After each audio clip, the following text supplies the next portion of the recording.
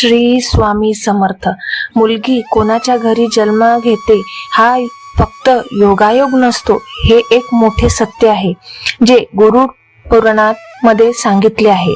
प्रत्येक घरात मुलगी जन्माला येत नाही आणि ज्या घरात येते ते घर साधं नसतं.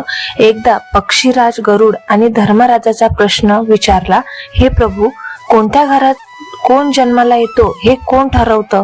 काहींना मुलगा, काहींना मुलगी. या मागचं रहस्य काय? तेव्हा यमराज म्हणाले, हा कोणताही योगायोग नाही, हा कर्माचा हिशोब आहे. प्रत्येक आत्मा जिथेच जन्म घेतो तेथे त्याचा संबंध असतो. तेथे त्याला काही पूर्ण करायचं असतं किंवा तिथे त्याला फळ मिळायचं असतं. म्हणूनच मुलगी ही फक्त जन्म नसते, ती एक दैवी निवड असते. आजही काही लोक मुलीला ओझं समजतात, पण हे पूर्णपणे चुकीचे आहे.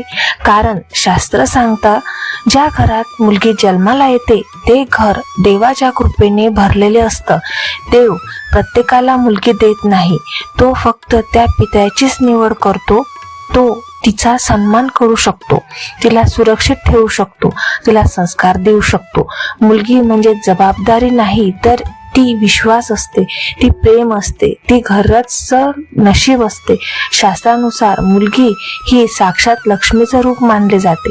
ती घरात आली म्हणजे ती सोबत घेऊन येते सुख, शांती आणि आशीर्वाद. ती फक्त एक बाळ नसते, ती तुमच्या पूर्वजन्माच्या पुण्याचे फळ असते, जे तुम्हाला या जन्मात मिळतं. जर तुमच्या घरात मुलगी असेल तर समजून जा, देवाने तुम्हाला निवडले आहे. आता एक महत्वाची गोष्ट, मुलीच्या जन्मामागे एक आध्यात्मिक कारण असतं. जेव्हा एखादा आत्मा मुलगी म्हणून जन्म घेते तेव्हा तिचं उद्दिष्ट खूप मोठं असतं. ती प्रेम, संयम आणि त्याग शिकवते. ती दोन घरांना जोडते, माहेर आणि सासर.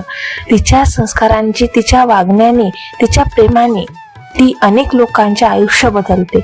आणि असं मानलं जातं की मुलगी आपल्या वडिलांच्या अनेक पिढ्यांचा उद्धार करते. म्हणूनच ज्या घरात मुलीचा अपमान होतो तिथून हळूहळू सुख निघून जातं, समाधान निघून जातं आणि जिथे मुलीला सन्मान मिळतो तिथे देव स्वतः वास करतो. लक्षात ठेवा, मुलगी ही ओझं नाही, ती देवाची सर्वात सुंदर देणगी आहे.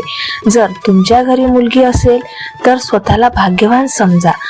तिला प्रेम द्या, तिला शिक्षण द्या, तिचे पूर्ण स्वप्न पूर्ण करा.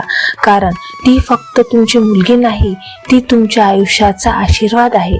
आजच तुमच्या मुलीकडे पहा, तिच्या डोळ्यात तुम्हाला देव दिसेल.